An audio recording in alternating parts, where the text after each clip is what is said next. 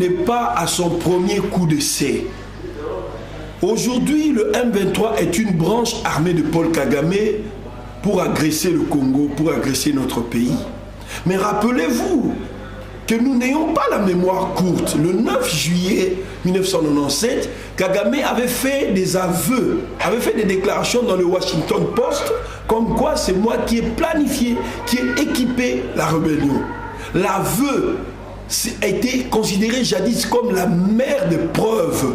C'est une preuve de son implication dans la planification de l'agression du pays par l'AFDEL. Aujourd'hui encore, on constate que le rapport de l'ONU et même bien d'autres éléments prouvent que Kagame est derrière tout ça et c'est une agression. Mais il n'est pas à sa première agression. Et les gens doivent comprendre cela. Bien, nous pensons que c'est que le M23 revendique, c'est-à-dire l'application et le respect des accords signés le 23 mars 2009 à Goma, les accords entre le CNDP et le gouvernement. Mais les accords, conventions, contrats, traités, c'est quoi? C'est un contrat.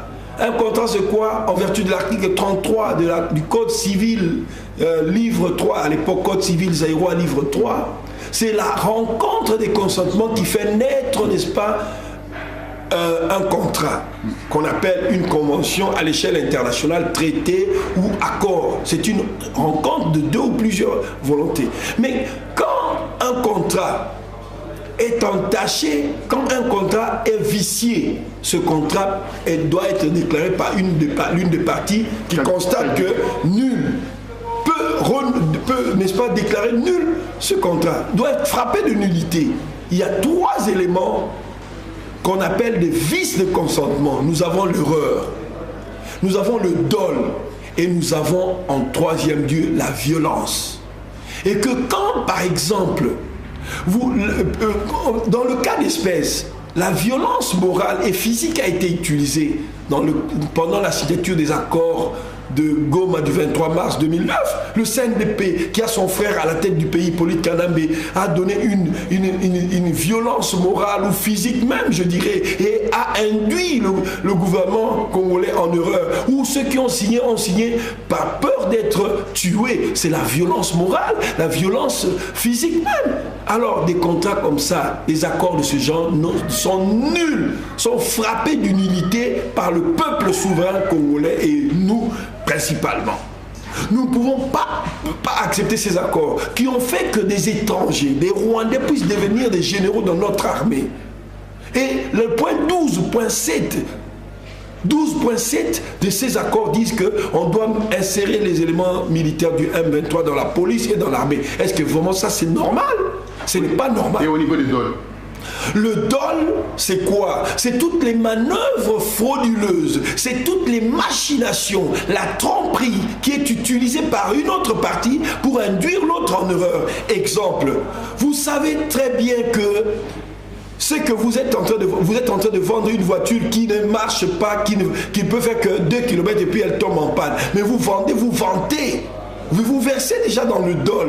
Et quand la personne va acheter la voiture, à 2000 km ou 200 km, la voiture tombe en panne. Mais vous le saviez, mais vous l'avez vendu. En ce moment-là, il s'agit d'un dol. C'est un vice caché. Très bien. Donc, en ce moment-là, le contrat est vicié. En ce moment, ce contrat ne peut pas avoir de la valeur. Quant à l'erreur maintenant, l'erreur, c'est quand, par exemple, vous vendez à 10 000, mais vous savez que la personne vous a donné 100 000, a fait une erreur d'écriture en écrivant, en ajoutant un autre zéro. 100 000 au lieu de 10 000. La personne vous donne 100 000. Mais vous le savez très bien que cette personne est en train de commettre une erreur. Mais vous prenez quand même l'argent, vous partez, parce que le contrat, c'est l'échange de consentement. Celui-là donne l'argent et l'autre donne le bien. Un contrat, ça peut être aussi... Un contrat peut être verbal comme un contrat peut être écrit. Mais ce qui importe le plus, c'est la rencontre des consentements. Les deux volontés doivent se mettre ensemble. Dès que les deux volontés se mettent ensemble, il y a une chaîne juridique imaginaire qui naît, qu'on appelle en latin vinculum iuris. Et c'est cette chaîne imaginaire qui lie les deux parties, ou les parties qui ont signé le contrat. Donc les accords de Goma, par exemple, qui ont des contenus, de mauvais contenus. Oui. Les accords de Goma du 23 mars, ce ne sont pas d'accords qui doivent être d'application pour notre pays, qui violent la souveraineté du pays, qui violent même l'identité du pays, qui font entrer des étrangers dans l'armée nationale, des gens comme des Kundabatware. On ne sait même pas dans quelle académie militaire ils ont été formés. Des gens comme des Bosco Tanganda qui sont rwandais. Il est né au Rwanda. Mais dit même quand ils disent qu'ils sont Banyamulenge, les Banyamulenge ne sont pas des Congolais, parce que pour qu'on puisse être Congolais, il faut appartenir à l'une des tribus installées au Congo. Or, les Banyamulenge ne constituent pas une tribu. C'est comme les Congolais qui viennent en France. Vous venez, les Balouba, les Bakongo, les Bazong, les Batandou, les Bamongo, les Batete, là se rencontrent. Vous êtes 50 millions ici en Belgique. Est-ce que vous constituez une tribu? Pour qu'on parle d'une tribu, il faut qu'il y ait à la tête ce qu'on appelle là-bas au Kivu, au Rwanda, un Mwami. Au pluriel, c'est Bami. Et chez nous, à l'Équateur, on les appelle les Nkumu. Chez les Balouba, on les appelle Mfumu, comme Mfumu Wajitunga, Mfumu chez les Bakongo. Vous devez avoir un roi traditionnel qui est le pont entre Dieu, les ancêtres et nous, et qui gouverne ces sujets ou les membres de la société. Et en ce moment-là, on peut parler d'une tribu. Une tribu des gens qui partagent les mêmes valeurs, qui partagent la même culture. Chez les Boudja, par exemple, on mange les maboulia. Ça se transmet d'une génération à une autre. Chez les Balouba, par exemple, ils ont des tam-tams où on a mis un peu de goudron. Quand on tape, ça donne un bruit assez particulier. Chez les Bamongo, nous avons les Ebola. Mais ça, c'est une culture qui se transmet d'une génération à une autre. En ce moment-là, on peut parler d'une tribu. Mais vous êtes une tribu congolaise. Et parce que vous êtes venus, les Hutus, les Tutsis, les Tois, vous venez et vous dites que vous êtes une tribu.